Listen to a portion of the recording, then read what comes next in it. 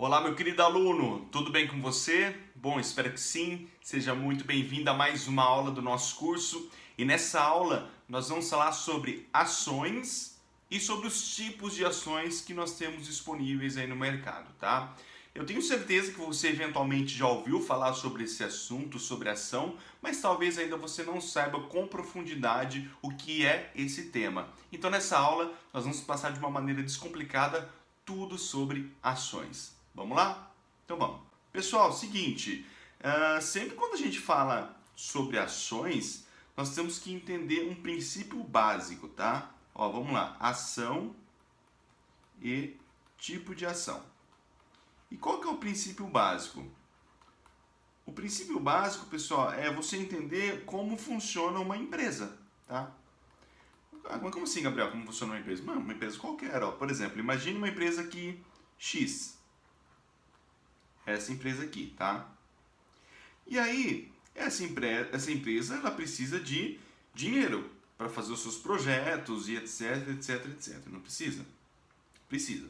Agora imagine o seguinte, imagine que essa empresa precise de 100 milhões de reais. Ela tem algumas alternativas para captar esse recurso. Ela poderia, por exemplo, ir até o banco e pedir dinheiro emprestado, certo? Sim. Mas para o banco, veja que é um montante considerável. E além disso, eventualmente se o banco empresta dinheiro para essa empresa e essa empresa não consegue executar os seus projetos, o banco pode perder esse dinheiro. Então, se tiver algum banco que emprestaria esse dinheiro aqui, provavelmente seria com uma taxa de juros um pouco elevada, com uma taxa de juros um pouco mais alta, tá? Eu estou usando o valor aqui como exemplo, ok? É só um exemplo de 100 milhões aqui. Então, o que essa empresa pensa? Veja bem, olha, eu tenho uma empresa que eu preciso de dinheiro. O que eu posso fazer? Olha, vou no mercado, eu sei que no mercado existem pessoas que são chamados lá de agentes superavitários que têm dinheiro sobrando. E esses caras aqui, eles querem remunerar esse capital, querem que esse capital se multiplique. Então, eu vou fazer o seguinte, eu vou propor que esse cara aqui entregue o seu dinheiro para mim, eu empresa, que entregue esse dinheiro para mim, e eu vou disponibilizar para esse cara ser o meu sócio. Ele vai ser um sócio dessa empresa. Então, por exemplo, imagine que essa empresa aqui vale 500 milhões de reais. E desses 500 milhões, 250 milhões, que seria 50%, eu vou colocar para circulação no mercado de ações. Então, eu vou pegar esses 250 e fracionar em vários pedaços. E a cada pedaço eu vou dar o nome de ação. Ou seja, vamos definir uma coisa aqui. Ação é a menor fração do capital social de uma empresa. A pessoa que compra uma ação, ela se torna acionista dessa empresa, ela se torna proprietária dessa empresa. Portanto, se a empresa em questão aqui der lucro, o acionista pode receber parte desse lucro, entendeu? Ao ser acionista, esta pessoa, esse investidor, ele tem uma série de obrigações e também tem uma série de direitos, tá? Esse cara aqui, então vamos lá, a empresa aqui decidiu captar recursos através do mercado de capital, abrindo o seu capital para negociação na bolsa de valores. Essa empresa tem que contratar um banco de investimento, ou uma corretora, ou uma distribuidora, ou um banco múltiplo com carteira de investimento, que vai fazer todo o procedimento necessário para que as suas ações sejam negociadas na B3, que é a nossa bolsa de valores. E aí as pessoas vão lá e vão comprar essas ações na bolsa de valores. Simples assim. Isso é uma ação. Uma ação é a fração mínima do capital social de uma empresa. Beleza? Legal? Até aqui, tudo certo? Ótimo. Pessoal, essa é a definição básica do que é ação, tá?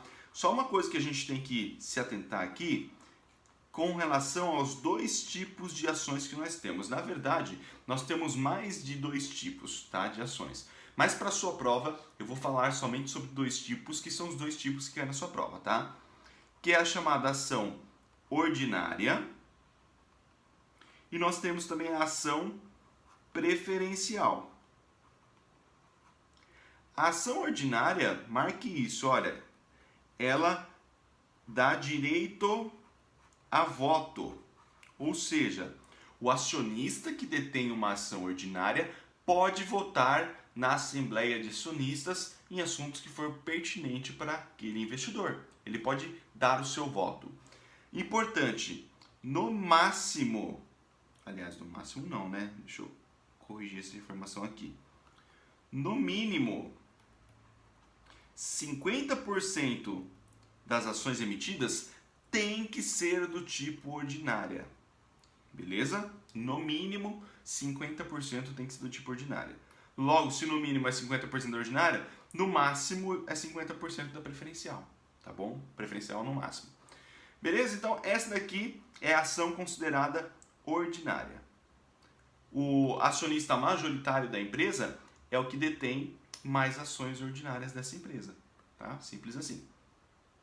Ação preferencial. Veja bem, preferencial tem preferência com relação a quê? Tem preferência com relação ao recebimento de dividendos.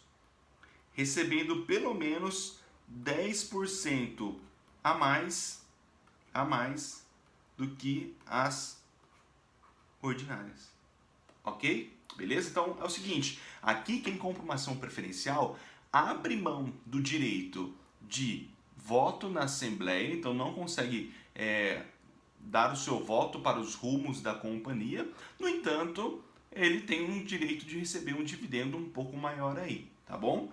E aí uma informação importante é o seguinte, se eventualmente a empresa ficar por 3 períodos consecutivos sem distribuir dividendos, esta ação preferencial passa a ter direito a voto na Assembleia. Porque, veja bem, quem compra ação preferencial está abrindo mão do direito a voto para receber dividendos. E se ficar por 3 períodos consecutivos sem receber esse dividendo, a ação preferencial passa a ter direito a voto. Beleza, pessoal? Então, ó, nessa aula aqui eu trouxe algumas informações importantes para vocês referente à ação, a como funciona a dinâmica de uma ação, por que existe uma ação e também sobre as ações ordinárias e preferenciais, tá? Só um ponto que eu quero adicionar aqui é o seguinte, esse ponto é importante, muita gente se confunde aqui. Pessoal, ação não tem risco de crédito. Sabe por que não tem risco de crédito? Porque quando você compra a ação de uma companhia, você passa a se tornar sócio dessa companhia.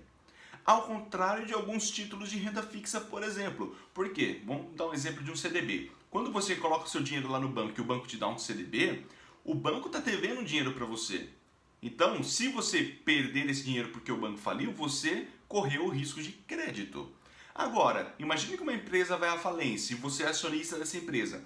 A empresa não te deve nada. Você é o sócio dessa empresa. Você, infelizmente, investiu num negócio que não deu certo.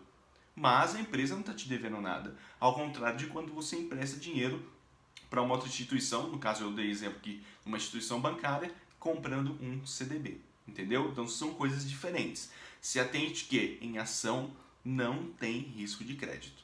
Beleza? Espero que você tenha entendido, espero que tenha ficado muito claro. Se ficou com alguma dúvida, nós estamos aqui à disposição. Um grande abraço e até o próximo vídeo.